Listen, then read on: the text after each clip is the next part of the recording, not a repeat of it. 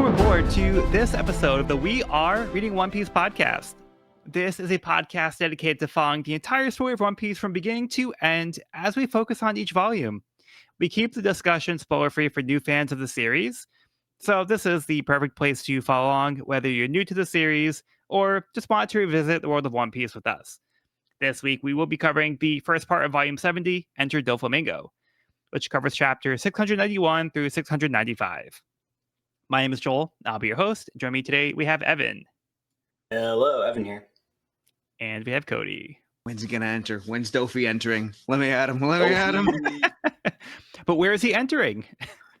There's not a lot of options. The hallways are filled up. Meanwhile, I think a lot of people at Punk Hazard want to be exiting, but I guess we'll get to that. So I'll give the summary from the beginning of the volume to kind of get us back up to speed. We got another big one here. Yeah. Oh boy.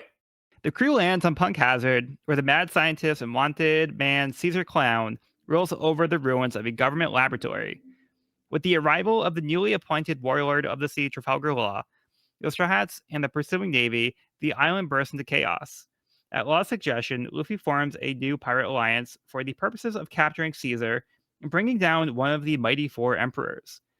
Capturing Caesar would effectively cut off his employer Doflamingo's supply of Smile, the artificial devil fruit being offered to the emperor in question. Luffy and crew's journey into the new era begins by throwing a wrench into the heinous scheme. Okay, so that's where we left things off. A Monkey D. Luffy wrench. Nice. All right, so let's see how things are playing out. Starting with chapter 691, King of the Land of the Dead. Gas starts seeping in from outside after Law split the facility in half, and the building starts to collapse. After destroying the sad tanks, Law leaves Virgo in pieces and leaves him there to be killed when the building blows up. Realizing Law is responsible for this mess and he is now losing control, Caesar orders his men to flood the room with the poison gas. He tells them he'll be fine, but the henchmen are worried about the other 100 people. Caesar makes it clear they don't matter to him, causing them to wonder if they should trust their master. But they have been so brainwashed and ultimately determined their master would never be so cruel to harm them. So they obeyed the orders anyway. Caesar's men are covered in the gas and the poison coating, but Caesar grows larger and more powerful from it. Furious, Luffy begins running down the hallway, away from Caesar. Caesar's men in the control room comment that Luffy is running scared, but Usopp reveals himself and tells him not to talk bad about his captain. He instructs him to watch and that they are their only hope of survival. Luffy inflates his arms, then runs back towards Caesar with his arms stretched way back into the hallway as he's about to slam him with a massive attack.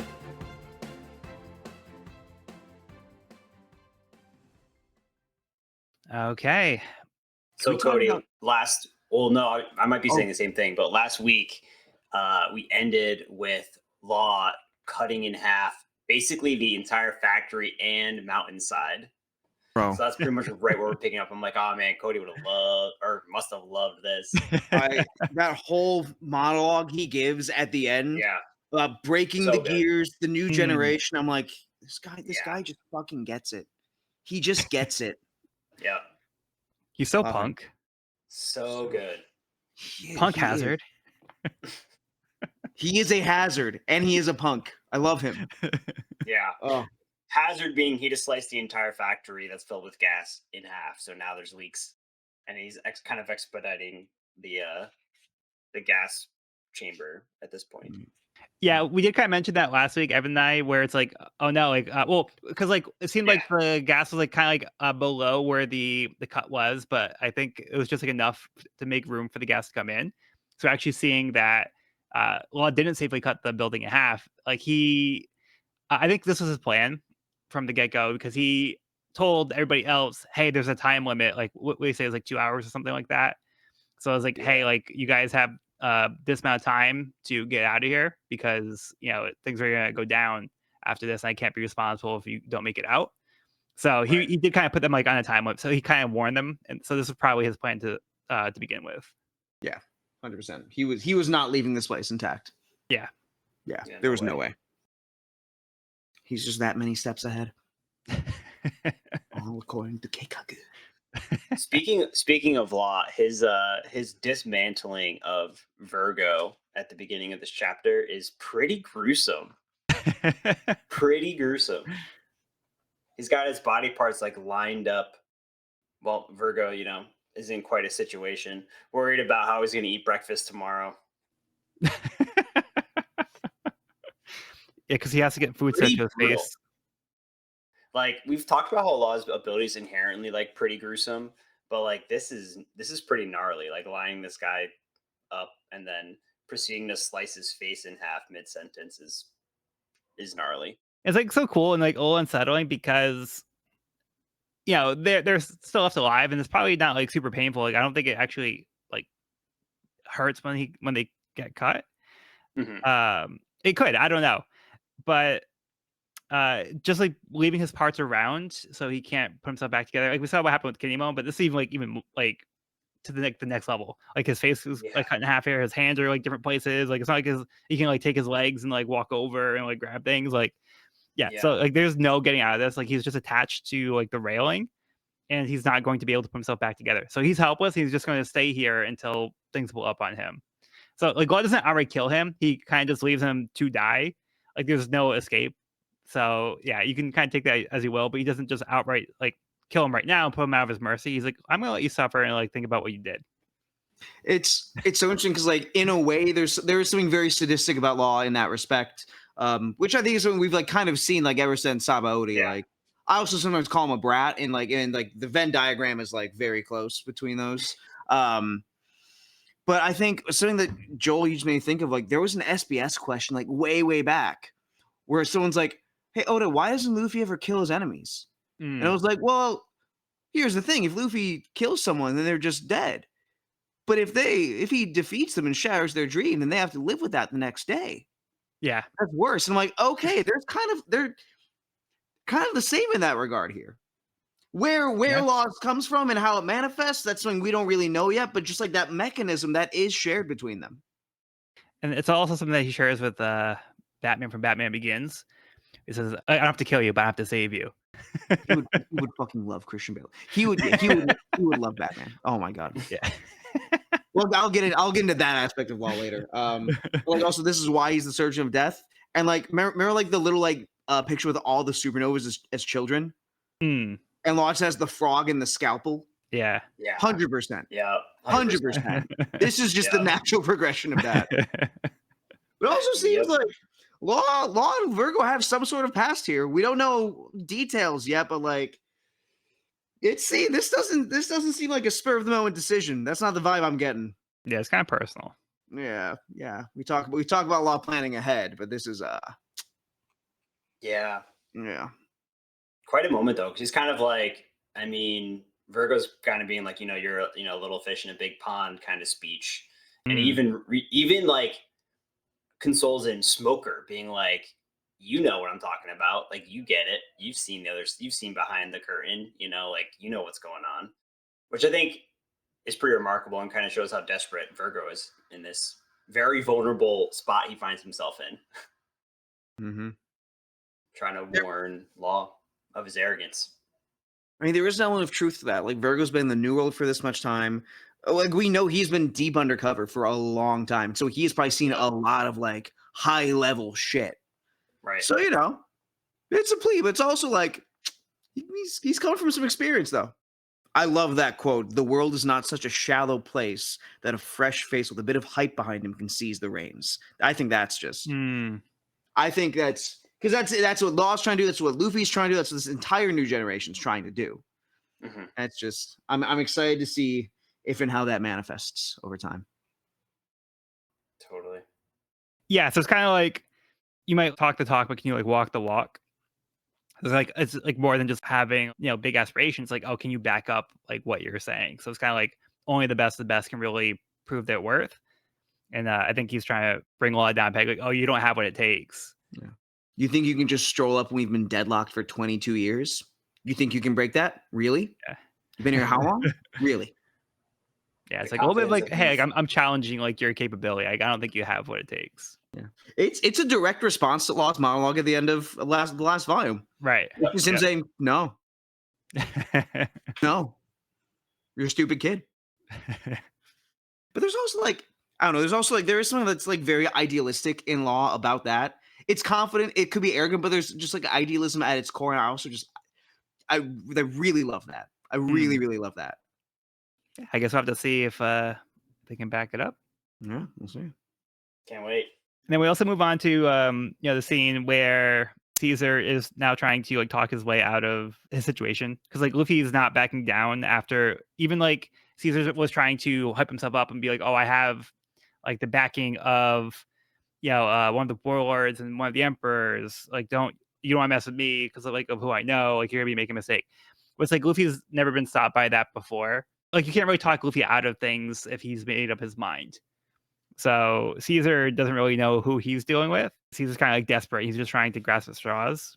And then like he's trying to have a desperate move of being like, hey, let's just let the gas in here. I don't need my henchmen anymore. Like they're expendable to me. So it's all about me now. So he's like, okay, well, let's let the gas in. That'll make me more powerful. That's all that matters. And we have that scene where his subordinates are getting a glimpse of like the real Caesar. And it's like kind of getting through, but then it's like they question like whether or not Caesar is going to be willing to let them die. But they're like, no, he wouldn't do that to us, right? So they trust him. Even when he says like, no, you guys mean nothing to me. You guys are guinea pigs, which Brownbeard tried to warn them about previously, but you couldn't get the words out. But even with like the attempt to warn them and Caesar showing who he is, the subordinates are still not really believing it. They're in denial about who Caesar is, and they think that he is still going to do what's best for them. We see that's not really the case, and Caesar is willing to let everybody else die if it means he gets to live. So brutal. So hard to witness from our perspective, knowing everything that we know, you know. But the mask, it seems like the mask finally comes off here. Right. And of course, it's him having a little baby temper tantrum. Yeah, right. It seems like Caesar reaches his ultimate form here as he fuses with the Land of Dead gas. Yeah. Which, as much as I hate him, this is a pretty cool form. Not gonna lie. It's kind of cool. It's kind of cool. You think it's like this like crown type thing? Yeah. Which is also very funny because like crown, clown. Oh, yep. Exact same Japanese organization. Yep. Yeah. Yeah. That's a good catch. Yeah. And it's kind of interesting that he gets to like literally embody his work and like what he values as like his greatest triumph and like how he identifies himself as this like, you know, mad scientist who's created the ultimate form, the ultimate like weapon of mass destruction, and now he becomes that, which I think is kind of cool. How he literally takes on. Yeah. He says, and I'll reign as king of the land of the dead. This fucking. Yeah. So he self-appoints himself as king and has like the little crown to also add to it. So he's like, oh yeah, like I'm going to be above everybody. Like everybody like, worship me. Like I'm so great. So yeah. Taking the king part literally. Yep. There's actually another line on this page that I never picked up on in my first reading of Punk Hazard. Where he's saying, thanks to the public demonstration, 2 nations, peaceful ones, mind you, have already leapt at the chance to use Land of the Dead. Yikes. It's literally infecting nations. Like a fucking virus, like a fucking gas seeping in. And I'm really excited. I'm excited to see not just how this manifests, this general trend toward violence, how it could manifest in later chapters, but now I gotta think about like the next reread, right? Because there's shades of that in Alabasta, even the way Croc was going to it. Like this just seems like one of the central patterns we keep on seeing. I'm excited to read through with that lens again. Yeah, it's like interesting because the fact that like these nations were interested, people already are like, oh, they're buying into it. So it's like it kind of becomes like nukes in the world of One Piece, where it's like, if peaceful nations are willing to buy this, is it like, are they buying it as like a deterrent or just in case like somebody else like attacks them? Can they retaliate, or are they planning to do like a first strike to do something? But it's like if they're already at peace, like, is this really going to be a way to maintain peace, or is this going to just make things escalate even worse? So That's the terrifying thing about it. It's like, as soon as this technology exists, you have to have it in order to be like a world power, which yeah, is the terrifying part about it. It's like, even if you don't plan on using it, it's like, well, if they use it, then how are we going to retaliate? Or like, how are we going to match that power? yeah. Or it's like them. They could also just like being, oh, that's like the reason why we're buying it. But then it's like, well, now that you Sure. have it, you're the one that is like going to possibly escalate things further. And like, how many people are going to die because you were trying to, just have that weapon just in case, He's literally manufacturing the need for his own weapon. Yes. Yep. God, bastard. Scary. Yeah. Because like, yeah, that's a good point, because like he said they're a peaceful nation, so they don't have a need for it right now. Yeah. But it's like, but I do need it for, for it could be these things we just talked about. They might try to justify it in those ways. It's like you said, as soon as it exists, it's like, well, what if someone uses it against me? Yeah. I need it too. Yeah, it's not like the current warring nations who are like, oh, I need to get a leg up on the other enemy. It's like these people who are not actively at war, who decide that they need this right now. Yeah. But like we've seen, I think we've seen some stuff about the way the world of One Piece works, that it's not that peaceful people feeling the need to be on guard doesn't seem like the craziest thing. Doesn't seem it fits in this world. Fucking ours too, but like, yeah. And then we have like this great moment with Usopp. Oh yes, so I was good. going to get into that. Yeah, go for it. No, I was like, I love seeing Usopp's faith in Luffy here, and the point that it brings up is so poignant, because I feel like we as readers also know this, but Caesar is like the antithesis of Luffy, where it's like Caesar's willing to sacrifice his people in order for him to gain power, where Luffy relies on his friends to gain his power and to get to his goal, where Caesar does that at the expense of people's lives and at the expense of his people. And so like they operate on the complete opposite ends of leadership. And we all know Luffy can't stand that. Usopp knows Luffy can't stand it. And I love that I just love the way he brings it up. I think it's really, really on point. I think it's so perfect that Usopp is the one delivering this speech. One, because I don't think this is something that's unique to Usopp, but like immediately I think of like Captain Kuro slashing down his own men, right? Yeah. This is something he's seen before. And Evan, you made me think of this. Usopp left the crew. He came back, but he left. He knows what it's like to not have faith in a leader, but he is the one who actually does. Yeah. He is, and if anyone is going to know the difference between turning tail and running away and doing the right thing, it's gonna be fucking Usopp, man. Mm-hmm. Yeah. So true. Like, I know what running away looks like. That's not it. Yep, no. He's not. Yep. He's no quitter. I know. I am, but him, no. But no, jokes aside, like also like there's this charisma he has with these dudes. This is the guy who has 8,000 men, right? This is like Soga King level charisma, but he doesn't need the mask. This is just growth for him. Yep. I love this.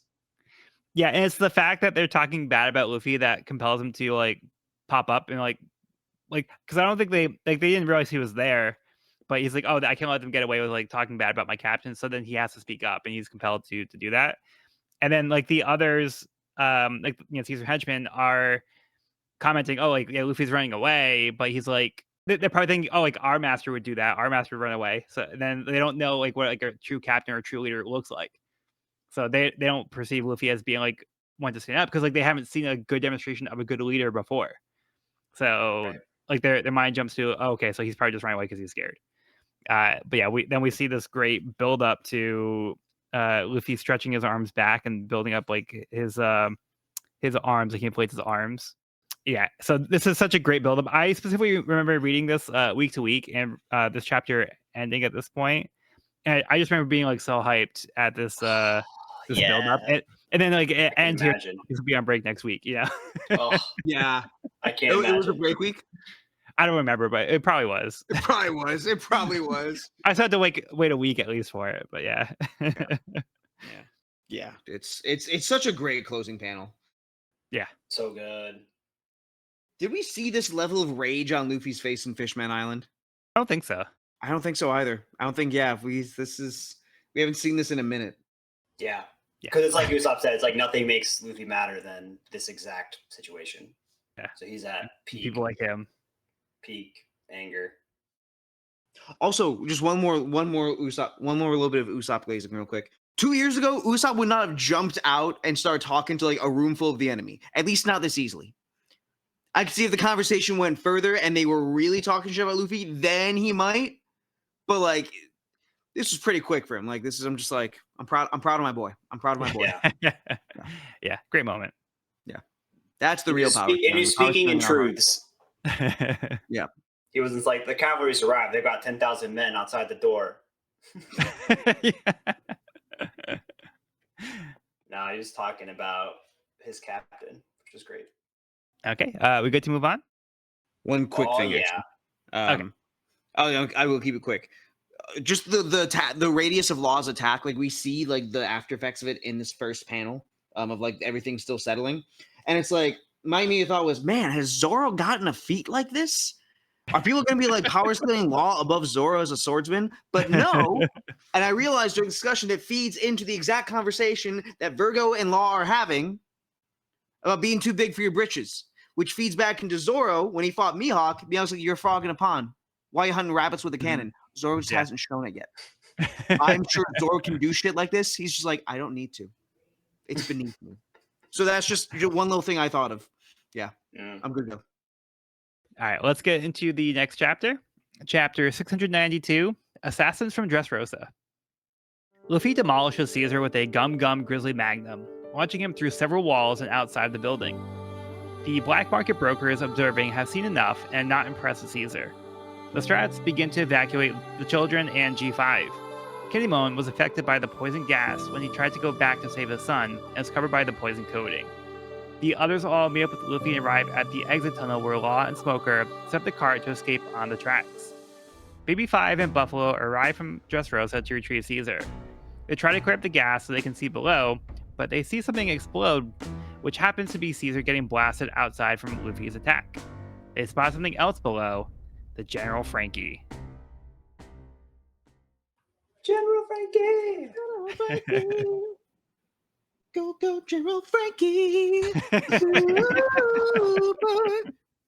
That's a sick robot. Yeah, so let's start from the top. Yeah. So we get Grizzly the Magnum. payoff. Yeah. I love seeing Luffy break shit. Let's go. Yeah. Fantastic. Double cannonball. This thing is a sweet attack. Mm. And it's also like he does the armament on hands. Like the hands are armament, and then there's like these bowling balls for forearms that he's got, which is like a slight variation, I feel like, of some different like pistols we've seen in the past. This is pretty sweet. Or the elephant gun variation. Yeah. Yeah, this is cool. Yeah, Very I love like cool. Yeah, the first And page, very effective. like just seeing like Luffy's like expression like in this panel is great, and then like the shading on Caesar, like how detailed he is and like how messed up he's looking right now. Yeah. And he's always like he's like hey Straw Hat, do you want to work for me? Like so he's still trying to like talk his way out of the situation. Yeah. Literally, his nose has been broken for so many chapters now. It's been great. Yeah, so yeah, great delivery here with the explosive like impact here, and then Caesar just getting blasted away. Yeah, great stuff. Amazing. And he all got caught on camera. And so we see some reactions from some shady black market characters here. And I think we get some new silhouettes. Maybe. Okay. We see Big Mom's informant, Mr. Humpty Dumpty, eggshell guy. Baron Tamago. Yeah, Tamago. That And then also I feel like we see this like older looking gentleman with like what looks like a pilot cap or something on. Yeah, with like the goggles. And, yeah. Yeah, and I feel like we've seen him before in like this same kind of like like black market dealer, like tuning into Caesar's broadcast. So he seems to be a repeating character. Yeah. We get a guy with a top hat and some guy with like horns, or some person with horns. I think we know the And- top that guy. Wait, hold What's on. that? So we're at the bottom, right? Yeah, there's a bunch of unknown silhouettes. Yes, I do want to mention this one here because we see somebody get up and say, "Tell Jack about this." So we get a Yeah, name of who's somebody. Jack? So we have a Joker. Now we have a Jack. Oh, right. And there's another mention. Okay, yeah. Yeah. Oh, Yeah. So yes. makes Okay. you wonder if they're connected somehow. Wow, I didn't piece that together until you just mentioned it. Because I they do didn't give piece us another together piece. until- yeah. They gave us It was another not piece of this in the first puzzle read. in a bit too. Nice. Joel, is that Oh, something you snap. caught like on your own when you read it? This time through, yeah. Okay. Well, yeah. And then we get another panel. So I want to ask Evan about this panel. Evan, what do you see the next panel after the one with the Jack panel? In the next panel, Yeah, does this one stand out to you at all? the top hat. Yeah. Like, I'm not going to elaborate any further, like unless like I want to see if this stands out to you in any way. Should I know this person? I feel like we've had this discussion. I don't think we did. Yeah, I imagined it. Maybe you. I think it might be you and me in Discord. I could have sworn we asked Evan the same question. I'll have to go back. I'll check the record. It didn't send any sirens off upon first read through. Okay, if this doesn't stand out to you, that's fine. I just wanted to see if there's any details that if you notice anything here. Well, damn! Now I feel like there is something there. Cody, should we give him I a feel clue? like- Did we tell him what the recognizable part should be? Or top hat part? The top hat, right? The top hat. Who have you seen? So, do the elders wear top hats? No. I'm getting mad deja vu right now. Hmm. Who have you seen with a top hat? I think maybe we could tell him who we're seeing, right? His Should I name's take one more guess? Yeah, Is go it, ahead. Because it also does it look like they have a mustache? Do they have a mustache? Looks like they could have some facial hair. I can give him one more hint. Hey, go ahead. He's from my favorite arc in the series. I don't He's like, let me look at the rankings. Where are the rankings? rankings? Yeah, right. Okay, the arc that I joined. joined. The arc that I joined. He's from Water 7 Enemies Lobby. I don't know. It's not Aokiji, is it? No. I don't know. I give up. You want to tell him, Joel? You can tell him. It's Rob Lucci. Lucci. Yeah! Oh my Wait, god. that's Lucci? Yeah, man. He's back. I was gonna say somebody else. No, I'm kidding. Really? Oh god. It's Top Hat Okay. Lucci. Yes. Don't you know him? Okay. Wow. Now I feel silly for not getting that, but yeah, I No, totally see it. Now that You called the Doflamingo was Lucci- Joker. Lucci's That's tough. worth like 5 of these. You're good. Yeah. You're still ahead. Oh snap! Yeah. Still not over that. Yeah. So this looks like Lucci. Does look like Lucci. And he Yes. actually like he did show up in the previous like when they showed the other black market brokers before. He was Yeah. also he had a silhouette before that you could also tell that he was there. But this one is like very clear. Well, compared to the other one, that this one is supposed to be Lucci. It's like, oh, I think he kind of like let some of the veil down a little. Yeah. I think the shading on the face is done really well to still make it somewhat ambiguous. But it's to the point it's like if you put a picture of like Rob Lucci condescendingly talking to someone during Annie's lobby and you compare it to this, it's like, 100%. Oh sure. As soon as you said it, I was like, okay, yeah, I totally. Yeah, see it. yeah. But it was hard for me to pull that out of the ether. Like that's what's so great about it though. Like people like to joke about Odo's silhouettes, but like he's mastered it. He's really made Yeah. it work for himself. Yeah, and speaking of silhouettes that are kind of hard to tell, like the next one, I don't know if the next panel is clear or not. But I think this one might be Killer. Wrong. Fake. Good guess. That's obviously one half of the French electronic duo Daft Punk. Get it together. Should have known. They lift heavy in the One Piece world. Come on. It's known for sweet tunes and world domination. Man, if they didn't break up, they could have had it. Yeah, so sad. Yeah, but we already knew Killer and Kid were tuned in. Yeah. So we saw them earlier. Yeah, and then we do move on to like the scene where the Strats and G5 are still trying to escape, but then we learn that unfortunately Kinemon fell victim to the poison gas. So he got caught trying to go back after who he thought was Momonosuke because he thought like maybe he killed him because of the dragon. So he seemed to run back towards the gas because he wanted to go save his son. And then he got caught by the gas, and this is his face. Now he fell victim like the others that we saw.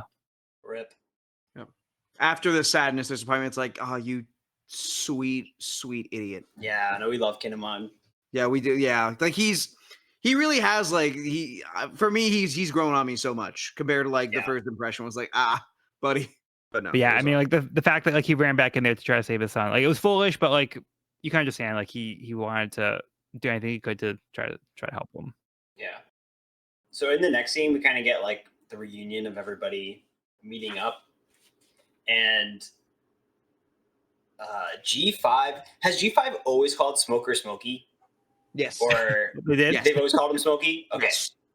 And I love I was them for wondering. it. I was wondering if they'd always said that, or if Luffy was like rubbing off on them, just because Luffy always calls Smoker Smokey. I feel like Luffy and the G5 Marines like have a very similar number of brain cells. I feel like they're all They're all the same wavelength. Right. Yeah, I didn't personally notice, but like, yeah, I mean that would be funny though if they did pick that from Luffy. That would be really funny. I do also love the little flashback. Momo's thinking back, and Luffy says, "My crew's on the way to save the kids, and when they say they'll do something, they'll do it. Don't worry about it." Yeah. And that's just so telling for like the journey Luffy's been on. Like we're still like pretty. It's not that long since the time skip, and it's just like this is how far they've come, right? Luffy said he'd save Ace. He wasn't able to. Luffy said he'd protect his crew. He wasn't able to, but now it's like I have to follow through. My crew will follow through. Yeah. Not even have to, but we just will. Yeah, he's like proving they're good on their word as well. So like he doesn't know Momonosuke that well, but he's like trying to basically show you can trust me, and this is like how they can prove it. So he's like, trust my friends, will deliver, and we see that they do deliver. It's like, yeah, they did save the kids. They're getting them out of here. So this I think is a good moment to show that they could be like a valuable ally, like they can depend on. So yeah, I think this does a lot to prove what kind of person Luffy is, and like who he like aligns himself with. And it's particularly poignant in this arc with Caesar being like this two-faced person who lies to your face and doesn't follow through on his word and double crosses you. And so it's like, and even Momonosuke was, he was double crossed by Caesar. And so I think Luffy's trying to prove like, you can trust me. I'm not gonna, double cross you or lie to you. Yeah.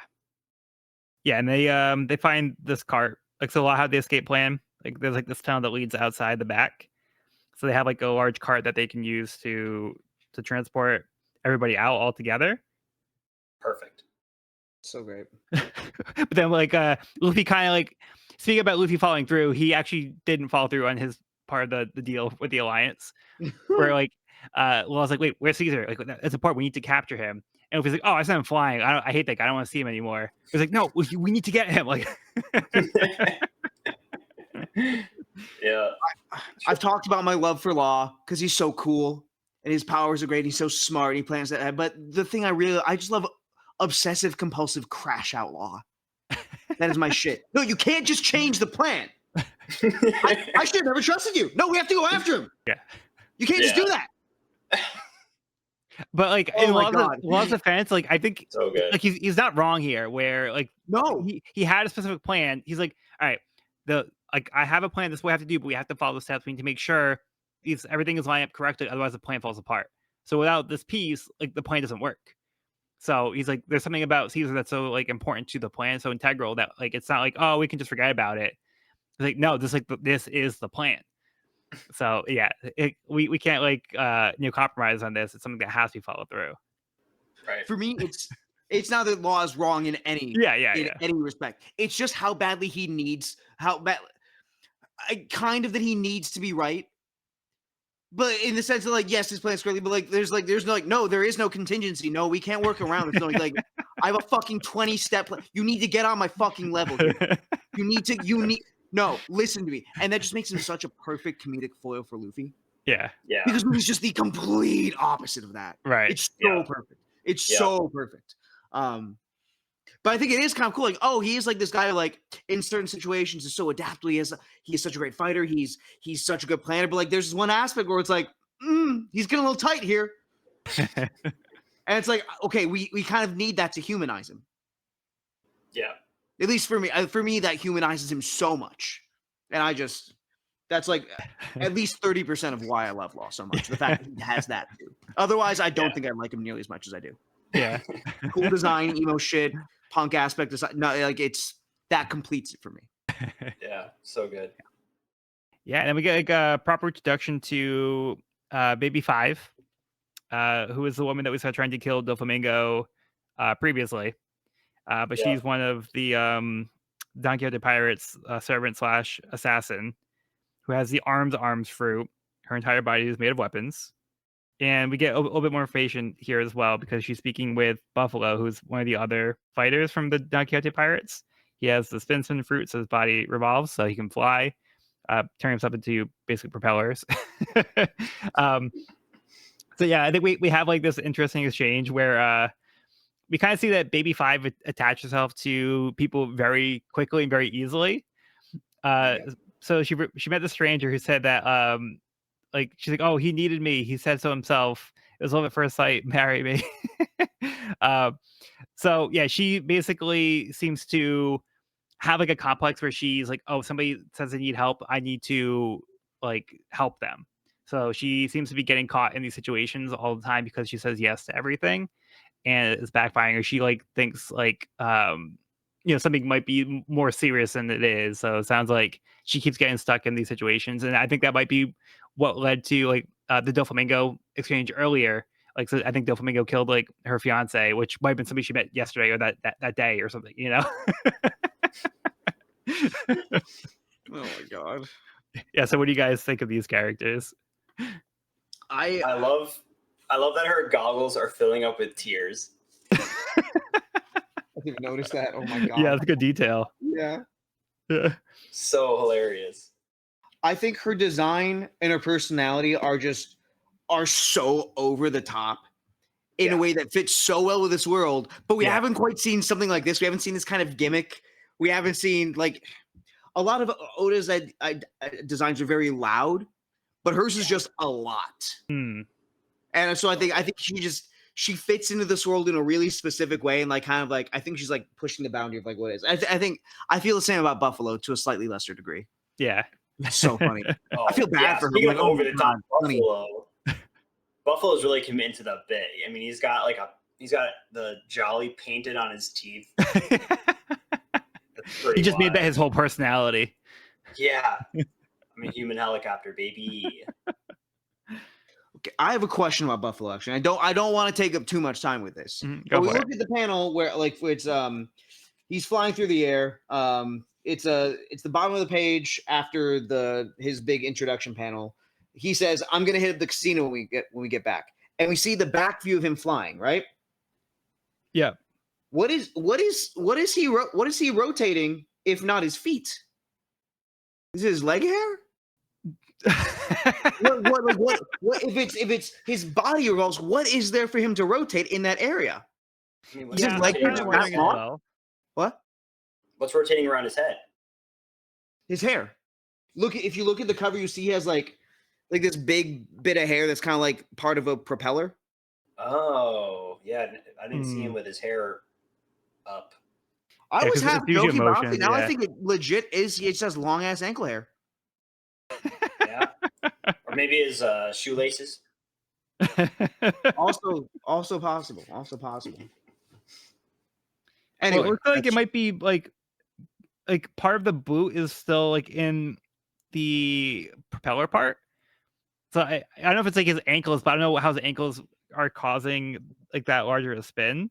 That's what I'm saying. Or does he have something like attached to his ankle? Maybe he has like maybe it's his boot, right? Maybe he has like I some don't. kind of like wing things on his boot that spins. So maybe he's spinning the ankle part, like where the boot is. I have to see what he looks like standing with just the boots. Yeah, we're gonna need that confirmation. It's I just don't it know feels how well weird. we're going to be able. It feels weird for me if it's like his clothes or an accessory revolving rather than his body.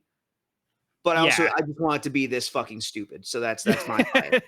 I just want it to be Yeah. fucking dumb. That's all I I want. don't know if we're going to be able to rationalize Buffalo's abilities because he Oh, also is able. wait, hold on. Sorry, I did skip ahead a little bit. So, it does look like he has like these little things on both sides of his ankles on his boots. Damn it! I want Buffalo to be beyond human comprehension. I still think he is.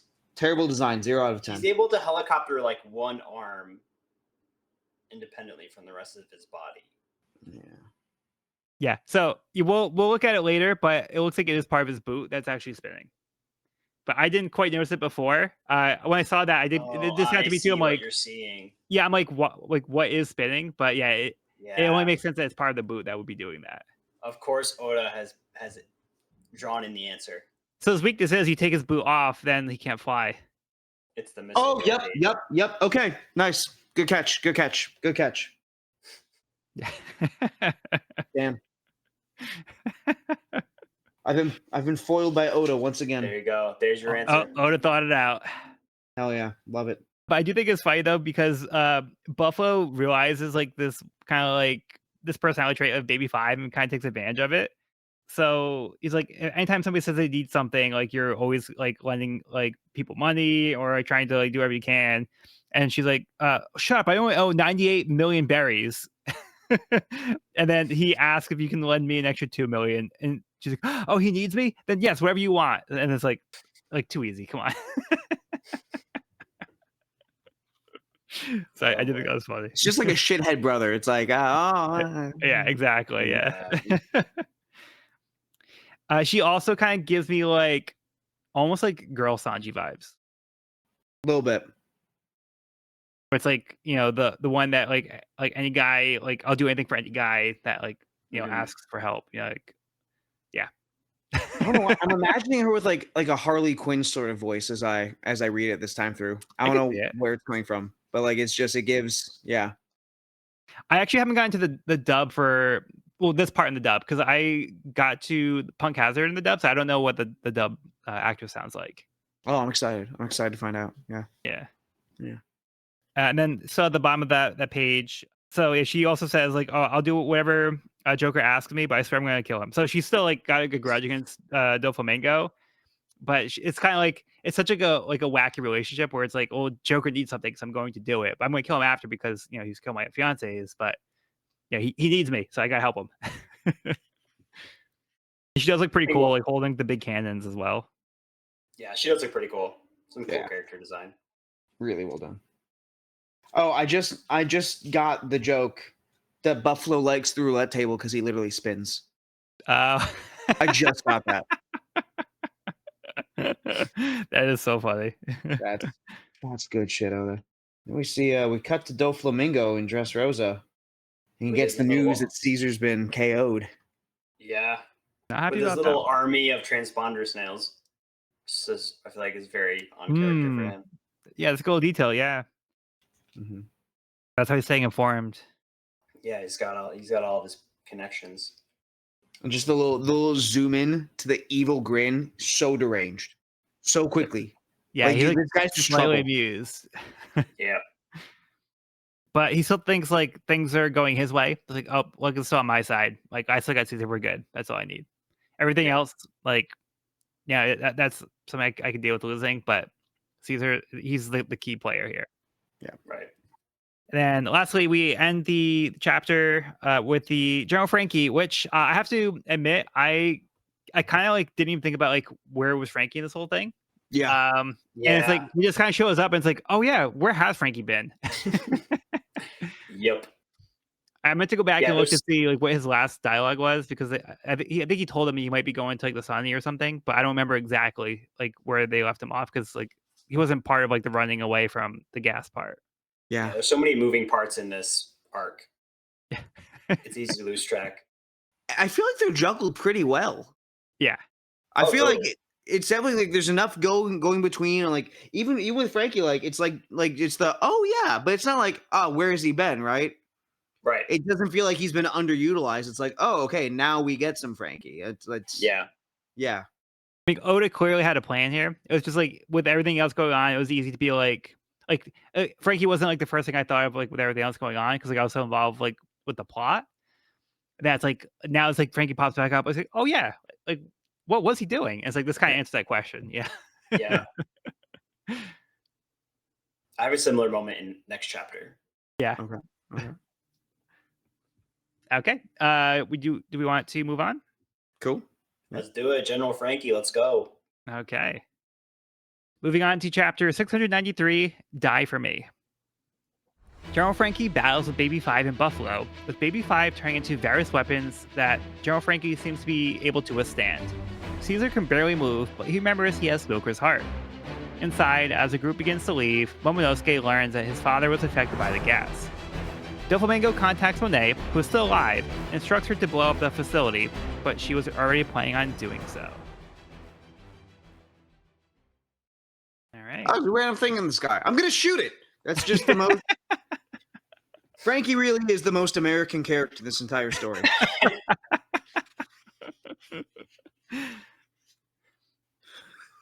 Oh, Yeah, he doesn't give like a warning shot. Like they're like, "Hey, like what's up with that? Come on."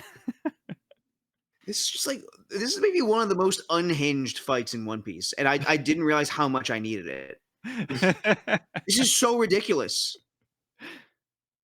but the placement's perfect. Yeah. Like right after everything with Caesar and the kids and Law and Virgo, it's like no, let's just crash that. Let's just go crazy. Let's just yeah, this is sweet.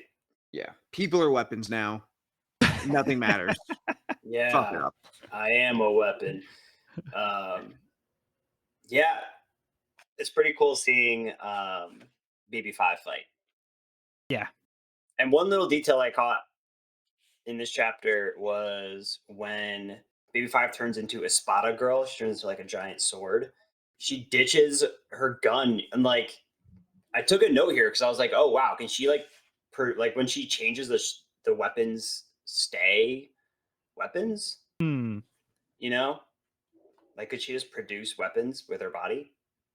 Because I interpreted it as like she can only turn her body into a weapon, which we see multiple variations of over the next chapter. Yeah. Yeah, this is a pretty ridiculous devil fruit ability, and I love that we always get like a transition shot, like Oda's giving us like her transitioning from Baby 5 into a weapon, so she's like distorted in some way. Like the arms morphosis. Yes, the armorphosis. Exactly. Very funny. I like the moment where Frankie did the shield. He says General Shield Boomerang, and then they call him out and say, "Hey, he just threw it in frustration."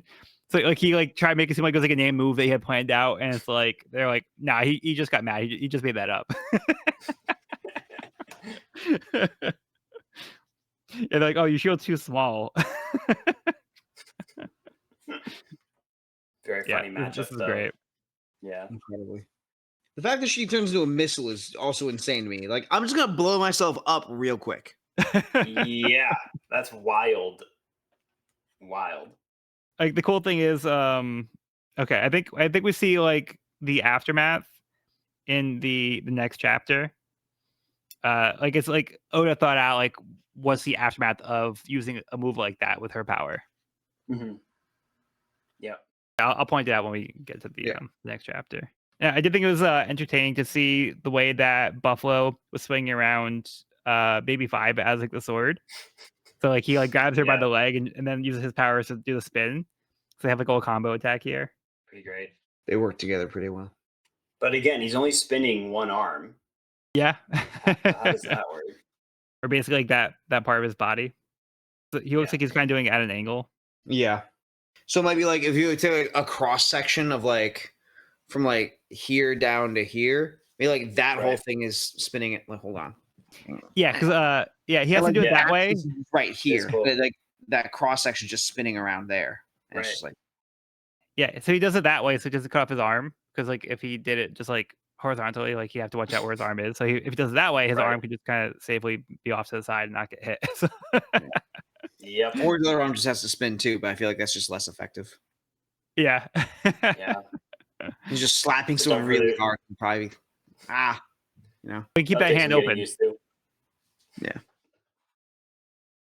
Yeah, and then we move over to Caesar, remembering that he has Smoker's Heart. So Yeah, that for he me, has I been was like, defeated. oh shit, I totally forgot that Yeah. about Smoker's Heart. Damn. Oda didn't forget though. Yep. And then the rest of the Straw Hats and G5 and the kids all get to the cart so they can make their escape. And then this is where Momonosuke learns that his father got turned into like this like coated like figure. Yeah. This has me holding on for hope that there's a cure. The fact they're dragging Kinemon around. Yeah, I mean it's not looking good. It's not looking good, but I'm hoping. I will also say before we move on from this scene, Law gets a -1 to homie points.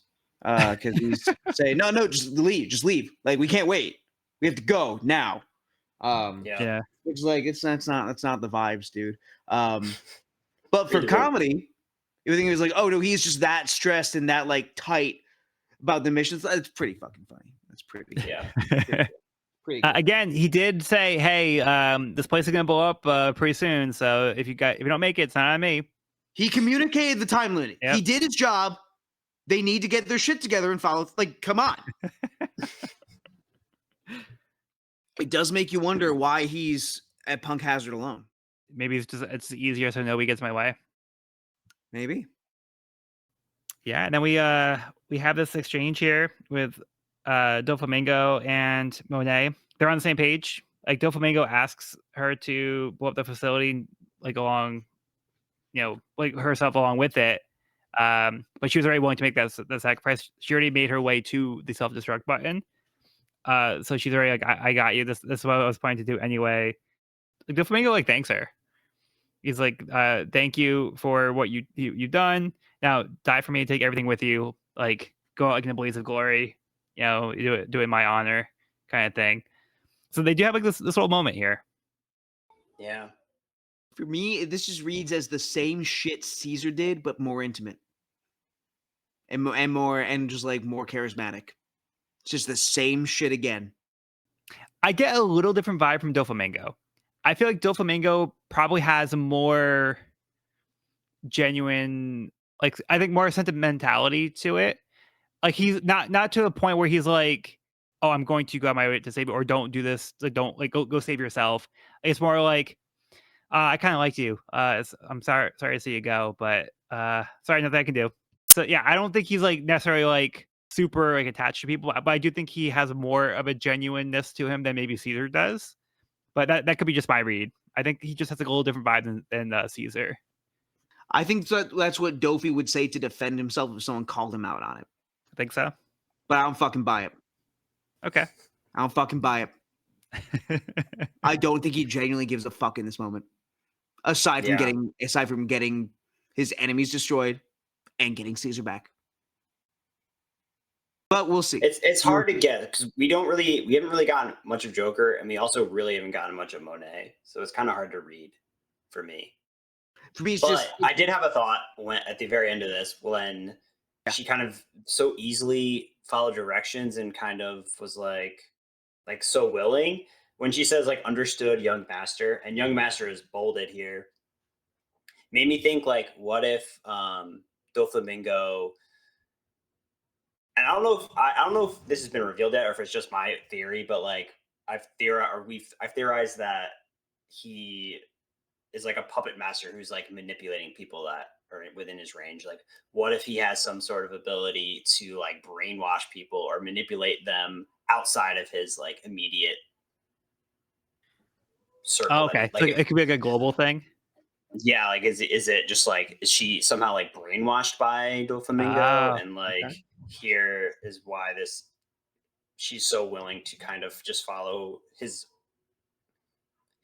lead or follow his orders here. Could be. It's a little out of That was left kind of field. like it's a little out of field, but and also there's a scene coming up that made me rethink this, but Okay. I did write this down in the moment, thinking like, oh, I wonder if his puppetry like extends beyond just people he's interacting with.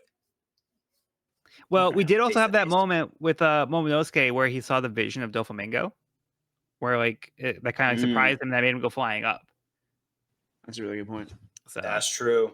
Oh, and Forgot Cody about wasn't here. Were you here for that? There, I that think that theory. that was like the first chapter before I Okay. conked out for the night. Everyone being like, "What the hell happened to Cody?" I hit the wall. I went through the wall, and so apologies again to Fair. Joel Evan for you got hit by a No. Gum Gum Grizzly Magnum. dude. Gum Gum Grizzly hibernation. That's what I got hit with. Sheesh. Oh man, I was just like the same couch. I'm like, I'll be back and let me just take a break for like 1 or 2 chapters. I'll check in at the end. We just hear you snoring through the last like hour of the Gone. podcast. Gone. We're back. Yeah. So again, I think maybe the difference with Doflamingo, maybe it's not like reciprocated, but I feel like the people who are obeying Doflamingo, aside from maybe 5, have more of like a dedication to Doflamingo, as opposed to like the henchmen being like, "Oh, I'm being manipulated into following you." Whereas like these people know who Doflamingo is and what he's about, and they're for it. So they see it as Right. like a cause that's worth what they're doing. I mean, he's like, "Yeah, I'm going to die for this cause. Like, this is worth it to me. I want to do this because of like I believe in what you're doing, and this is the only Yeah. way to keep your plans going." I that's think I did read it like that as well, but I was like, maybe there's maybe there's a little bit of brainwashing there. Maybe. Yeah. that could be the brainwashing though. Maybe. Yeah, that could be Definitely. part of it. It could be like something they can't Right. control. It's like, "Oh, I'm infatuated with you because like, your powers." Yeah. Right. I was gonna say this for next chapter, but I think that like reading through this volume, like I've been trying to think like, okay, like what's like the main theme of Punk Hazard, right? Is it duality? Is it loyalty? Is it truth? But I think like the more we get through, I think it's just devotion. Because it's like it's Caesar's henchman's devotion to him. It is Kinemon's devotion to Momonosuke. It's the Straw Hat's devotion to this mission that they have chosen to follow through. And I think we're starting to see it with Monet, with Doflamingo as well. I think that's like, and I guess maybe not central theme, but like one of the biggest themes. Yeah. That's like at least occurring to me as I come through this reread. A lot of it kind of like I think Trust. intertwines. Yeah, like trust Yeah. and like Trust. I think trust is a big leadership. theme. Yeah. Leadership. Yeah, because we're seeing like different like we see like we were talking about it before, but like we have like Luffy, we have Smoker, we have Caesar, now we have like Doflamingo. Like, these are all different types of leaders and people who follow them, and how they all have a different approach, and what kind of people follow them, and like how they treat the people that are their subordinates. So we see like some have more compassion, some use them as tools, some are very cruel. Like there's all these different ways that they're approaching it, and like we see like just like a different level from like each person. And it's like a good example of like good and bad leaders. And I think this makes the speech from Usopp 2 chapters ago hit even harder. Yes. Yeah, absolutely. Summarizes the arc really nicely. Mm-hmm. The good shit. I do genuinely feel bad for Monet though. Well, not feel bad, but I feel something for her. I feel not bad, but like sympathy to a degree. Yeah. Well, we also don't know her backstory. Yeah. Right. And like everyone was saying, we also don't know like, is this like really her free will? Like, is she really making this choice? Yeah. All right, but let's move on to the next part of the cover story. We had a little break so far in this volume, but we're going to pick back up with Caribou's New World Kihihi, Volume 16. Help himself to the old hag's meat pie and cheap jewelry. Caribou returns the old woman's kindness by stealing from her. Man, 3 color spreads in a row. Crazy, right? I know. I was just going to say this ruined the perfect streak we had going. 3 incredible color spreads, including a 4-page color spread at the beginning of the volume. Didn't get to talk about Incredible. that. Holy shit. Incredible. Like some amazing art, amazing cover art. And then we go back to this cover story. And I was like, oh, this You guy. know who I noticed for the first time? Young T-Bone. T-Bone's in that color spread. Oh wow. The first one. It's the 4th page from in this book, and I would much rather talk about T-Bone than Caribou. Yeah, he's like three heads above Frankie. What an adorable young man. Wait, is that Smoker with the buzz cut? Frankie right here.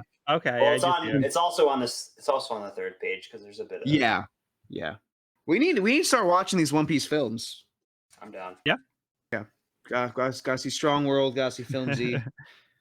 Also Young Garb. Yeah, all the admirals. Young Kizaru is crazy to me. That one's nuts. We also get Belmare next to Nami. Yep. Got Virgo right above Zephyr. All right. Let's get back on track. Yeah, we got a little sidetrack there. That's fine. Fuck Caribou. Yeah, fuck Caribou. Fuck Caribou. Yeah, I mean, like real cool move raiding her stuff after she helped you, but you know, he's a pirate. What would you expect from him, right? Looks like she gave you a nice suit and everything. Real slick. Real cool guy. All right, well, let's get into the next chapter. That's chapter 694, The Most Dangerous Man. While Frankie and Baby 5 continue to battle outside, inside, Doflamingo contacts Virgo and thanks him for all he's done for him. Virgo smiles. Momonosuke begins to cry for his father. As the cart travels through the tunnel, there is an explosion from the sad room, and the tub begins to collapse. Luffy and Zoro keep the path clear. Monet is confused that the blast was too small for the one that she's about to set off. Meanwhile, Caesar stabs Smoker's heart, but Monet collapses before she presses the button to self-destruct. Law had actually given Caesar Monet's heart, and he had assumed it was Smoker's. As the cart reaches the exit, Nami is able to use wind to clear the gaps. Meanwhile, Doflamingo has left Dressrosa and is on his way to Punk Hazard. Well, this is the moment Joe was talking about with Baby 5 reforming after the Missile Girl. Yep. Yeah. Yeah, that's a cool effect. Where she's all Super like sick. in pieces, and then she starts like turning into like a goo almost, and like reforming into a person. And then shakes like a big like puff from her cigarette. Pretty cool. Pretty badass. Yeah. And we get that's confirmation cool. she does carry a weapon with her. Yep. For sentimental value, it seems. Someone needed her. Yeah, it has special magical powers because somebody told her, right? It's like magic beans. I really hope it does turn out to actually have some powers. That would be so funny. That would be cool. I also Yeah, love, after again. I love on the next page she turns into Revolver Girl. I love that the cigarette is still in the barrel of the revolver. Oh, that's a nice touch. That's perfect. But like how after like all that, Frankie doesn't even know who he's fighting or why. Yeah. He's just in it for the fracas. That's all he needs. Yeah, and we have like another farewell moment with one of Doflamingo's crew. Similar to like Monet, where he thanks Virgo for everything he's done. He's like, yeah, sorry to see you go. We had a good time, but this is where we part ways. Poor transponder Snail. Yeah. Just doing his job. That's a real victim here. Yeah. Poor little guy. One thing that also stands out to me, though, is even if Doflamingo isn't genuine, he's at least taken the time to thank the people who did stuff for him. Whereas, like, Caesar wouldn't thank the people he abused. Yeah. So whether or not it's a legitimate thank you, like he's at least going through the motions or at least expressing like some form of gratitude. I think maybe to help like them feel more valued. Like as opposed to like Caesar was like, you guys are trash. Totally. I think whether or not it's genuine is going to add a lot to it either way. And I really like, and I love the ambiguity of it. Right. Yeah. But I think it's the fact that he's going through that motion is at least like more than Caesar would have done in that case. So I think that might be where the difference is. It's because of that gesture. Totally. I think yeah. If he is lying, it's him committing to the role more. Yes. Which is just very, And he which doesn't really more fucked up. Yeah, because he doesn't need to. Like they're about to die, so he doesn't need to like keep a facade or anything like that. So there really is no reason to fake it. Right. I have thoughts, but I can save them for later. Yes. Yeah. But yeah, the devotion, the fact that Virgo was able to die smiling. Apparently, we don't see a body, but like it's not looking good for Virgo. Mm-mm. That is huge. That does show, at the very least, the charisma that Doflamingo has. Yeah. As we get to the next scene, though, as the Straw Hats and company are trying to escape, we do see. So Momo's freaking out about Kinemon, but we do see the eel joke continue, which I think is such a great touch. Yeah. Being attacked by a giant eel. Yeah, I do feel bad for Momo in this case. Yeah. Like see him crying as a dragon, and it like looks like he's something still gurgling because he still hasn't eaten, so he can't help it. But yeah, he's going through a lot right now. Yeah. Poor guy. Poor kid, damn.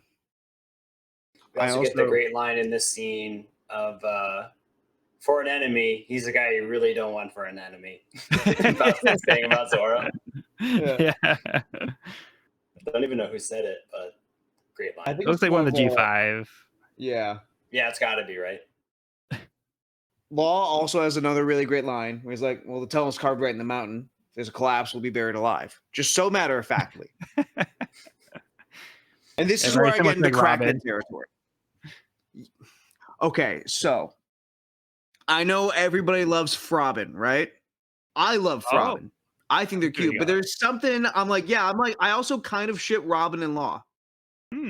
Interesting. Which brings me to the One Piece polycule. I have a diagram. I don't know if this is the forum for it. If y'all want to hear the insane fan fiction about the Law, Robin, Frankie polycule, let me know. But like, it's something that I have like. It's something I've just like entertained myself with for far too long. But it's just a very silly time. But I'm like, I want to ship both, so I'm gonna ship both. There you go. You have your cake and eat it too. There you go. Hell yeah, brother. You don't have to fight about your ships. Everybody can win. Everybody can be happy. There's plenty of room at the table. And then we see, so Monet doesn't actually get the chance to press the button. So she's like surprised because there's an explosion, which she wasn't expecting, which was what Law set off in the sad room.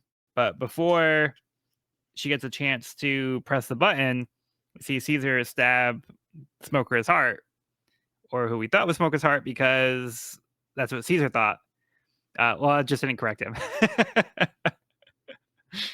Great plot twist. That was so great. So, Evan, did you see this one coming? I did not see this one coming. And I'm glad I didn't, because I thought it was a really great moment. That was like a really awesome plot twist with impeccable timing. Yeah, I really enjoyed that. That was well written, well executed. Yeah. Well, one thing is like we did know that Smoker got his heart back earlier, right? Because we saw like the scene in the cage where he got his body back, and I'm pretty sure we saw his heart go back in. But what we didn't see was like when like they did this exchange, it's like, oh well, yeah, Caesar had Monet's heart this whole time. So it's like Law played a trick because like he knew that Caesar would presume that.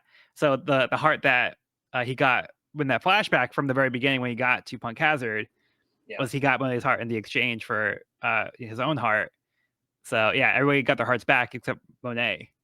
Brilliant. And we see like this is like the result that Law kind of like orchestrated like in a great way. Absolutely. Yeah. When I first went through this, the only thing that miffed me was Caesar immediately trusting that Law wasn't pulling some shit. Because I may be wrong, but I was like, Caesar was like also like, this works as long as it works, buddy.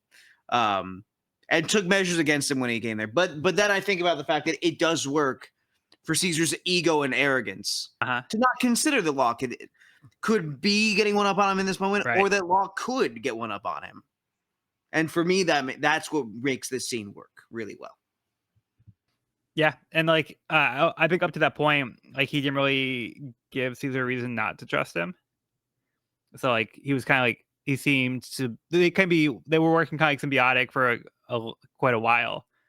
So I think he kind of played his cards right until that moment. Yeah. And like that all kind of led to Caesar just kind of trusting Law or making that assumption. Yeah, yeah. I guess for me, the only thing is that like there was the initial trade-off of hearts where Caesar's like, just in case. Yeah.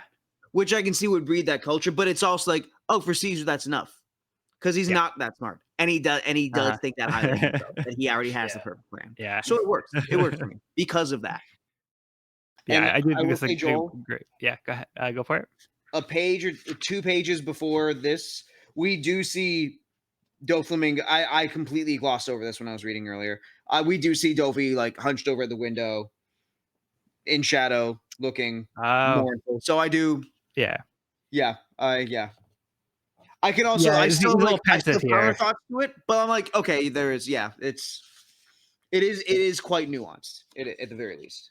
Yeah. So it does seem like he's having a moment where he's kind of reflecting. He's having a soft moment, a quiet moment of reflection, and we do have like Monet kind of like this little like internal monologue as well, like saying goodbye to Doflamingo and saying you're the man who will be the king of the pirates. So again, I think Monet like believes in Doflamingo, and so that's why she's willing to sacrifice herself for him because of like who like if she thinks like he's the one that's gonna be the king of the pirates, so that she's that devoted to him. But that was a great catch up. Thank you for pointing out those panels. Yeah, got you. I had to acknowledge it. Yeah. Just last little bit of the chapter. I'm not sure how to interpret it, but we jump to Dressrosa, and a young girl approaches 2 figures who we've seen before and have associated with Doflamingo. But the young girl says, "Master," referring to this gentleman, asking about young Master being Joker. And so I wonder if that's a hierarchy thing. Like, is this potentially like Doflamingo's parents, or is it like his boss, or is it just how they speak in this mansion? Like, do you address all elders as master? So I feel like there's multiple ways you could interpret that, but I feel like there's something there. At first, I was like, maybe Dofi works under this guy. I don't want to burst your bubble. Like you could be onto something, but I think in this particular exchange, I think it's kind of like master, and she like walks into the room, and it's like, oh, is the young master here? Because she walks in and sees like, oh, he's not here, and then like, oh, he's not here. Like we saw the windows open. It's like, oh, we don't know where he went though. Okay, that makes sense. She's looking for him, and then asks about him, not addressing this guy as master. I think that's what it is. Yeah. Okay. But we don't know what the hierarchy is. If we got a few more, yeah. Gotcha. That makes total sense. I wish we had a few more master though first, because I feel like that would have led me to that. Yeah, or like young master. Maybe it was just like to make it quick. I don't know. Yeah. We'd have to look at that makes total sense. That makes perfect sense. Thank you for the clarity. Yeah. There. And then we get Doflamingo, who flew the coop and seems to be able to. I'm guessing here. Is he like flying by using his devil fruit ability on himself? Huh. Maybe he could also moonwalk. But it doesn't look like he is. He's got like a flap going on. He's got flapping sound going on. Yeah. He's got flap and swish. I feel like if he was moonwalking, you'd see the. Like, I thought that was his coat. You'd see we see the little like spots where he kicks off the air. It's more of like a gliding. He's also got his fingers. He's got his fingers like in devil fruit ability formation, seemingly. Yeah, it's unclear as to exactly how he's able to fly or what his actual power is. But right, he's doing something. That hasn't been explained yet, right? Like his ability hasn't been canonically explained yet. This is all just my theoretical idea of how it works. Yeah, I mean, that's a good a guess as any because we have no Right. further explanation. That has We not have been seen him like kind of revealed. control people, but there hasn't Yeah, been like a solid explanation. I don't know. That's how I read it. We'll see. yeah. I Time think will you might be tell. onto something though. Also, just this panel below it. This is one of the rawest panels in the entire series. Oh my god, That is a pretty cool panel. The last dude. panel? Yeah, the I'm on Yeah, my way sick. panel. Holy, Yeah, that's sweet. the shadowing, just the line weight when you look at like the way Oda drew his jaw. Yeah. Just like the way it's His like the face. lines are a little bit jagged. It's like, oh, this guy's fucking trouble. Yeah. His face is so intense, like the huge veiny forehead and the massive smile with these really intense glasses. Like, he's a vibe. Yeah, and then, like the way he has like his arms like curled and his fingers curled and like he's just like very Yeah, like unsettling. Yeah, totally. that's the perfect word. He's unsettling. Totally. Yeah. Yeah. Even Okay. even the double shadow on his face, right? Like Yeah. we know this guy is like we've seen he's pale, blonde hair. He's using grayscale for it, and then adding shadows in the face below that. That's just the contrast is contrasting. Holy, I love it. I love it. Yeah. That perfect Okay. smile. We get to move on to the last chapter. Yes, sir. Yep. Okay. We have Caribou's New World, Kihihi, Volume 17. Caribou gets a meat pie for the road. The port is that way. Caribou leaves the old woman's home and begins to head for the port. Yeah, get the hell out of there. His journey continues. Don't let the door hit you on the ass and stay out.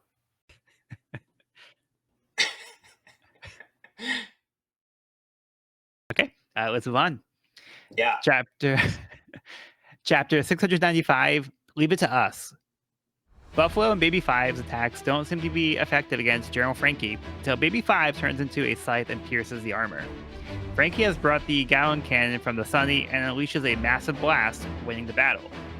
Frankie happens to come across Caesar. The cart reaches the exit and the Dressrosa meet up with Frankie.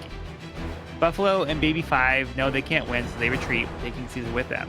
Usopp and Nami team up to stop them, with Nami hitting them with a thunderbolt and knocking them into the sea, and Usopp capturing Caesar with sea prism cuffs he shot from a distance. Out at sea, a figure wakes up from a nap while on their way to Punk Hazard.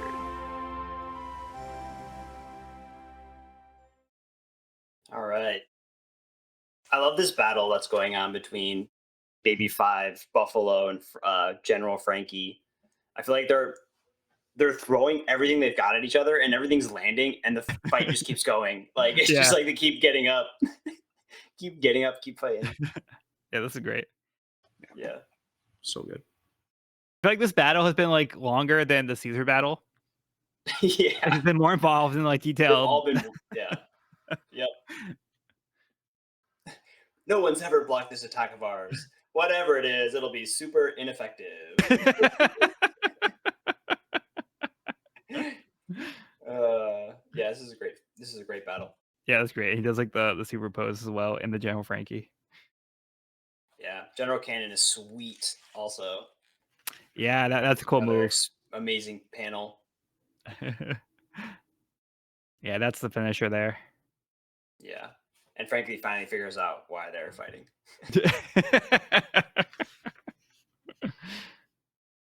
I do love that Frankie's hair went back to his like kind of pompadour style.